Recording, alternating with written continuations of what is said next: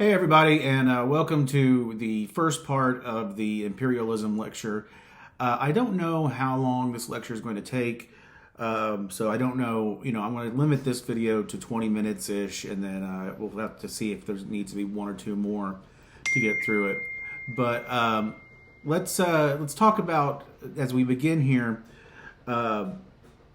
what imperialism is. And I definitely am going to encourage you to read the chapter for this one because some of this stuff gets a little convoluted and I think it's going to help you out.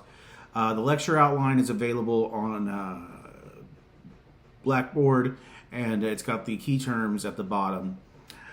So, imperialism is basically it's when a more powerful nation is going to try to assert its will over a weaker nation. Now, this can take many forms. In the 20th century, it's often economic, but there are still political and cultural issues there. But it's often economic dominance. So, like for instance, the United States, while we had an empire. It wasn't necessarily us conquering other nations. It was us getting other nations basically beholden to us economically.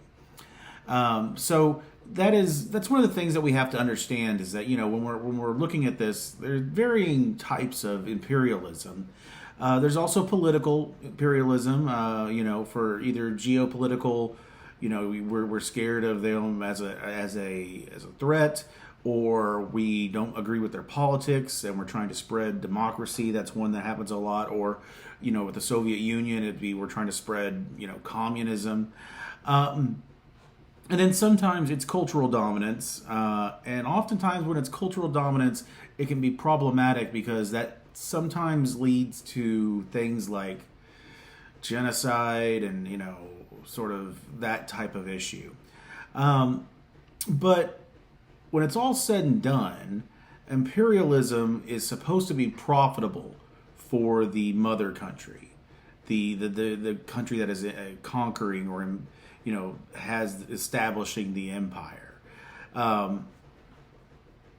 Now, often what has happened is when we have these imperial endeavors, the countries that are taken over, while the mother country may say, oh, we're doing this for the benefit of those people.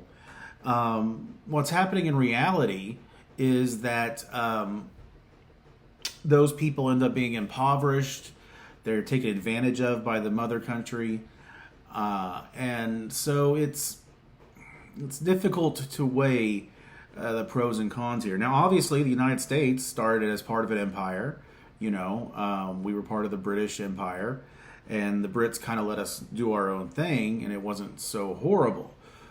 But then you look at a place like Mexico, who was part of the Spanish Empire, and, it was pretty bad because New Spain, as it was called at the time, was dominated by the Spanish government and the Spanish crown, basically would not let the people of Mexico do anything without the approval of the crown.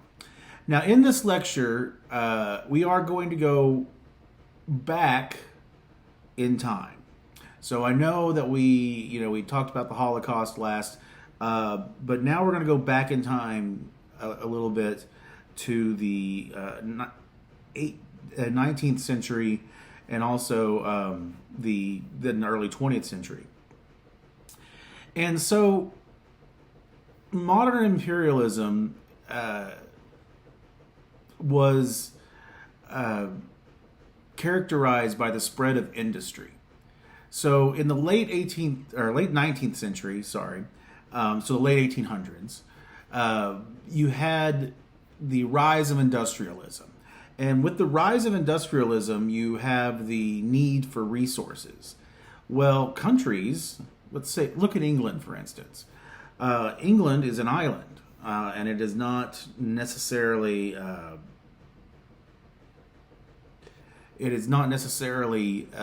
able to provide all the resources it needs for its industrial output. So therefore, they're going to need to establish these sort of other areas to get materials from.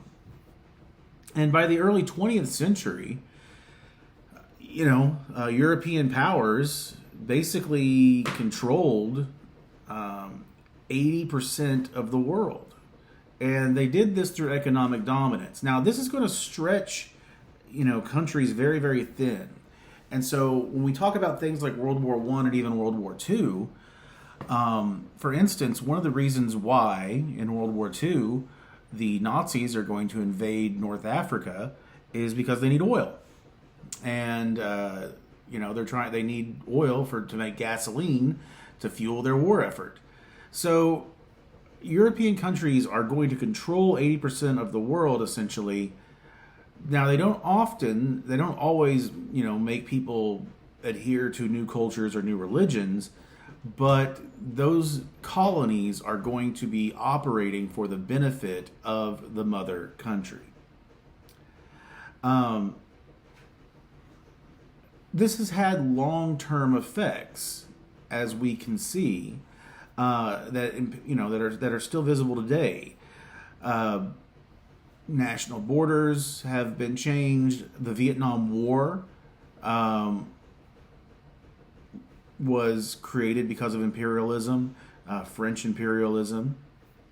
And you also see that countries that had been once controlled by a strong European nation are now often suffering. And you can look to Latin America for this, or you can look to Africa for this. And what you often see is in these countries that were sort of controlled by imperialism, that they oftentimes lead to dictatorships in their post-imperialistic world. So, this is one of those things that it has long-term ramifications for where the world is at today. Now, imperialism, if you go back to the 1600s, 1500s, even 1700s, more difficult to do, but we have technological advances in the late 1800s. The telegraph, you have steamships as opposed to sailing ships. You have medical breakthroughs. So one of the problems with imperialism, say in the 1700s, is an Englishman might try to go to India or some part of Africa and develop a disease and not know how to treat it. A big one being malaria. Malaria, especially in swampy, hot conditions carried by mosquitoes. And eventually, the Brits understand how to sort of combat this malaria. So for instance, this is frivolous, but one of the reasons why the British Navy became synonymous with, or Britain became synonymous with gin and tonics, is because the tonic water that they would use had a substance called quinine in it. And quinine was effective in fighting scurvy and malaria. And it kept people hydrated and strong, etc. Now the gin part, okay, that was more for them just to get drunk. But quinine water itself has these mineralistic qualities that are very important to the survival of these sailors elsewhere. But also, if you look at communications, I mean, today we take it for granted that we could pick up our phone and call and just be like, boop, all right, here we go. But that wasn't the case. I mean, if this is the 1700s and even early 1800s, and you are Great Britain and you're trying to get a message to India, the only way to get that message there is to have a ship sail to India or have an overland travel to India. There is no quick way to get that message there. So, with the development of the telegraph, eventually the telephone, eventually the radio, etc., it's easier to sort of expand these empires and allow people to communicate openly, quickly, and freely amongst each other. And also, military technology is going to change things as well. Guns. I know, right? Especially the Maxim gun. The Maxim gun is considered to be the first machine gun, and it gave European forces a massive advantage over these sort of less developed nations. Now, I caution to use the word third world nations because that implies sort of an inferiority of culture. The reality of it is that the Europeans and Americans just developed technology faster, and that was because of their industrialism. And then in these other countries that weren't developing as quickly, they are being held down because they are going to be taken over by these European powers because the European powers have developed those technologies. And so what we have here is just because the Europeans were able to develop this quicker, they were then able to hold down these other countries. I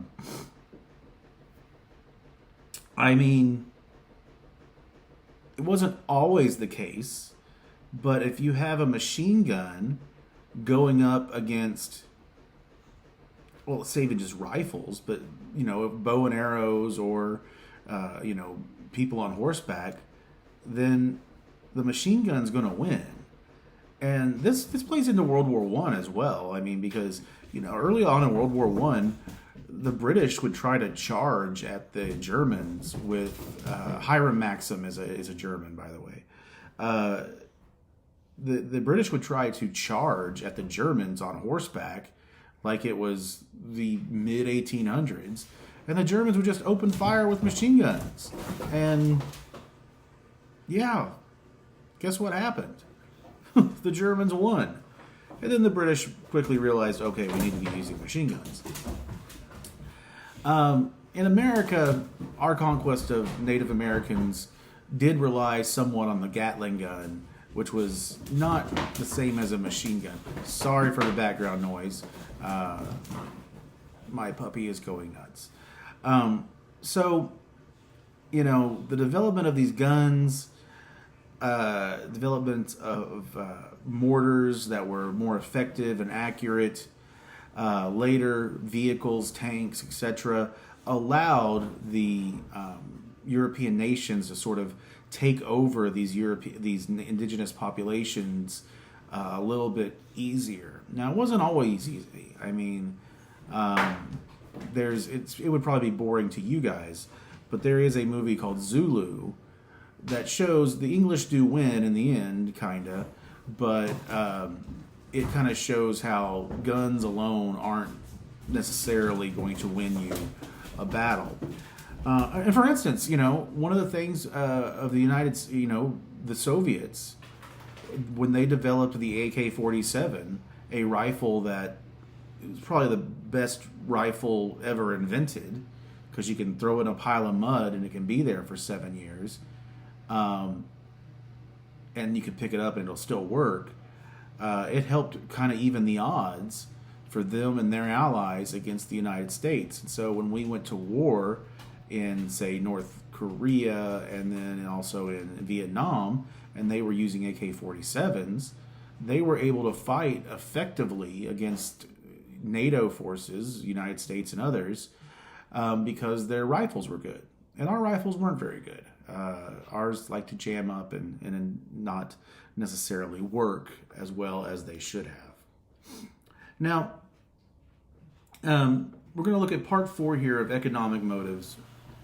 And as I said before, it was this sort of rise of industrial technologies, modern steel production, electricity, automobiles. It creates a massive demand for raw materials. Now, we're in Oklahoma, And we know how we benefited from, the rise of industry and automobiles and oil. I mean, we probably wouldn't be sitting here today if it wasn't for the oil boom, that really kind of changed how Oklahoma was perceived. Oklahoma, like for instance, Tulsa went from having a few hundred people in like the 1890s to by the 1920s having hundreds of thousands of people because of the importance of oil. But if we think about it, we know, and I assume you know, that oil in particular, there are regions of the world where oil is prevalent. The Middle East, North Africa, an area, up in around the Mediterranean, and this is going to, the development of these technologies that need these resources is going to drive this sort of move for imperial expansion. Rubber is another huge one. We don't think about it, but had we been in class at our classroom today, every single one of us got there on 4 tires made of rubber. And when automobiles were invented, oh my gosh, we need rubber. And rubber is prevalent in parts of Africa, but especially in Brazil. And so that's where we're going to see in other parts of Latin America, and we're going to see an increased interest in Latin America. And so like companies in the United States, like Goodyear, would encourage the United States to economically invest into countries like Brazil so that we could harvest the rubber trees and get rubber for our cars. Minerals are everywhere, and every place has different minerals. For instance, nickel, which is very important in the production of bullets, was prevalent in Argentina. It's also prevalent in Cuba. Later on, when we get to the 20th century, there's a search for uranium. Where can we find uranium, especially enriched uranium, for production of weapons of mass destruction or other things? So this drive for resources is really going to push countries to start looking at places they normally wouldn't look at for imperialistic endeavors.